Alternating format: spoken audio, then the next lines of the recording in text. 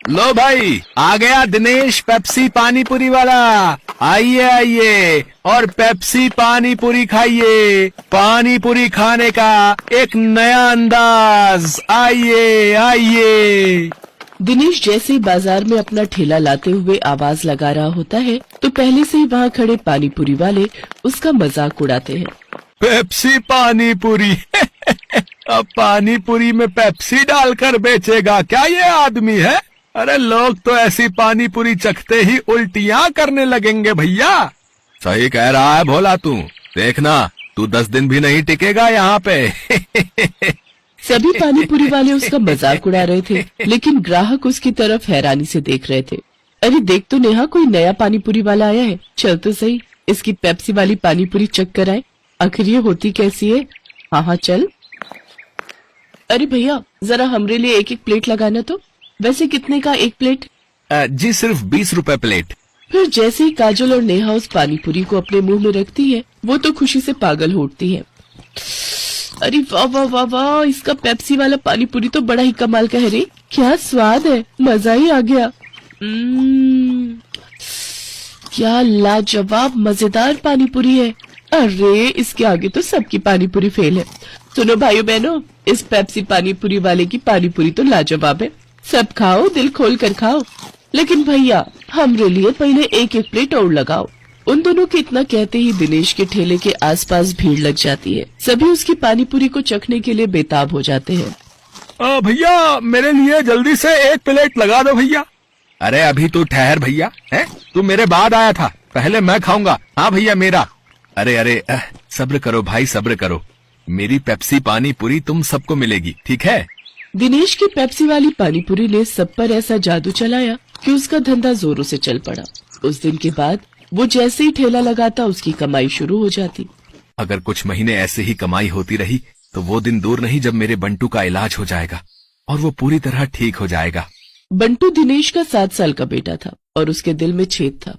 उसके ऑपरेशन के लिए डॉक्टर ने काफी खर्चा बताया था। दिनेश जब भी शाम को घर लौटता तो बंटू अक्सर उससे पूछता, पापा आपने मेरे इलाज के लिए पैसे जोड़ लिए क्या?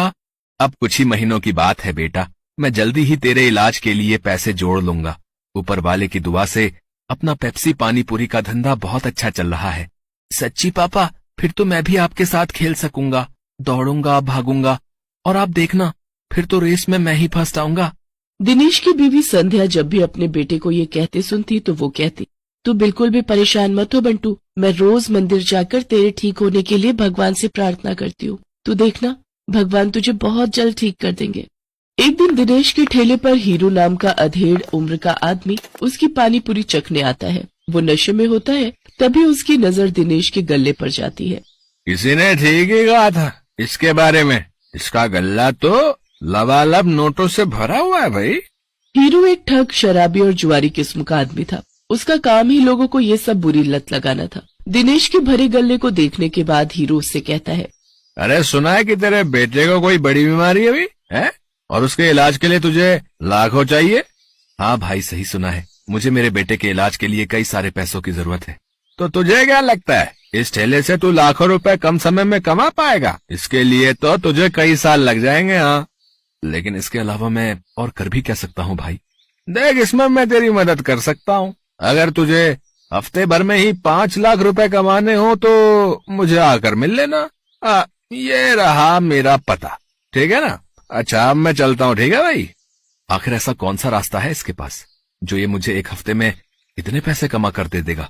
खैर मुझे क्या, मुझे तो बस अपने बेटे के इलाज के लिए पैसे से मतलब है।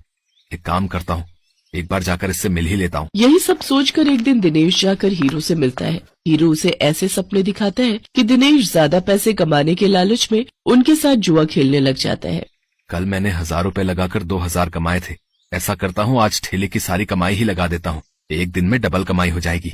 धीरे धीरे दिनेश को जुए के साथ साथ शराब की लत भी लग जाती है। शराब की लत उसे ऐसी लगती है कि उसका अपने काम में मन ही नहीं लगता और वो ठेले पर खड़ा होकर भी शराब के नशे में डोलता रहता है। भैया एक प्लेट लगाना तो। अरे लगता है इस आदमी ने तो शराब पी रखी है। चलो चलो, हमें नहीं खानी इसकी पानी पूरी, चलो दूसरी वाली पानी पूरी खाने चलते हैं। धीरे धीरे दिनेश के सभी ग्राहक कट जाते हैं और वो सभी दूसरे पानी पूरी वालों के पास जाकर पानी पूरी खाते हैं। ये देख भोला और राजू बहुत खुश होते हैं। देखा भोला, अपनी चाल कामयाब हो गई ना। बिल्कुल सरकार, अब देखना उसकी पानी पूरी की तरफ तो कोई देखेगा भी नहीं, सब अपनी ही पानी पूरी खाएंगे। कुछ दिन ऐसे ही बीतते जाते हैं। अपने धंधे को मंदा देख दिनेश शराब और जुए की लत में और डूब जाता है और उसका बचा खुचा धंधा भी चौपट हो जाता है। ये सब देख संध्या और बंटू बहुत दुखी होते हैं।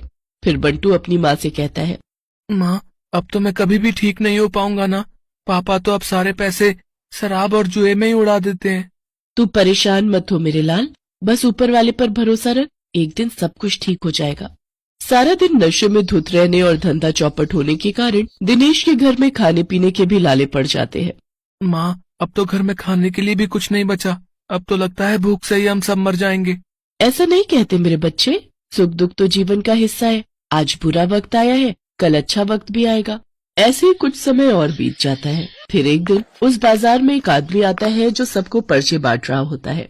तभी वो दिनेश के ठेले पर आता है। अरे सुनो भाई, पेप्सी पानीपुरी वाले, हमारे सेठ मंगल राम चाट भंडार वाले की तरफ से एक प्रतियोगिता होने जा रही है, जिसमें सभी चाट वालों के बीच कंपटीशन होगा।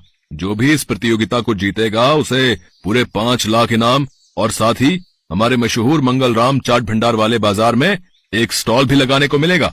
मंगल राम चाट भंडार बाजार, वहाँ तो बड़े बड़े लोग आते हैं चाट खाने के लिए। अरे तभी तो कह रहा हूँ, अगर जीत गए तो रोज की अच्छी खासी कमाई होगी और 5 लाख मिलेंगे वो अलग। मंगल राम चाट भंडार कोई ऐसी वैसी जगह नहीं थी, बल्कि शहर का फेमस चाट बाजार था, जहाँ शहर के बड़े बड़े लोग चाट खाने आते थे और कई टूरिस्ट भी वहाँ आते थे। उस बाजार में चाट लगाने वालों की अच्छी खासी कमाई होती थी। लेकिन ये सब बातें जानते हुए भी दिनेश उस प्रतियोगिता में कोई खास दिलचस्पी नहीं दिखाता। मंगल चाट भंडार है तो मुझे क्या, मैं जहाँ हूँ वहीं ठीक हूँ, मुझे इन सब से कोई फर्क नहीं पड़ता। उधर भोला और राजू उस कंपटीशन के बारे में सुनकर आपस में कहते हैं, सुन भोला, इस कंपटीशन को तू जीते या मैं, मुझे कोई फर्क नहीं पड़ता, बस कोई और नहीं जीतना चाहिए। हाँ भाई, बस एक उस दिनेश का ही डर था, लेकिन वो तो हमारी कृपा से फेल हो चुका है, तो अब हम दोनों के अलावा उस कंपटीशन को कोई जीत ही नहीं सकता। अगले दिन हीरो भोला और राजू से मिलने आता है। क्यों भाई, मान गए ना मुझे? आखिर मैंने शराब और जुए की लत लगाकर उस दिनेश के धंधे को चौपट कर ही दिया भैया। तुम्हारे एक बार कहने से ही तुम्हारे दुश्मन को कैसे ढेर कर दिया मैंने। अगर वो ढेर नहीं होता तो हमारा धंधा आबाद कैसे होता भाई।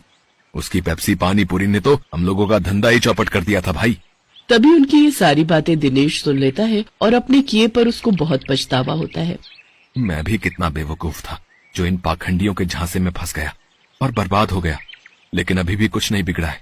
मैं इन सबको मजा चखाऊंगा, मैं इस प्रतियोगिता में हिस्सा जरूर लूंगा।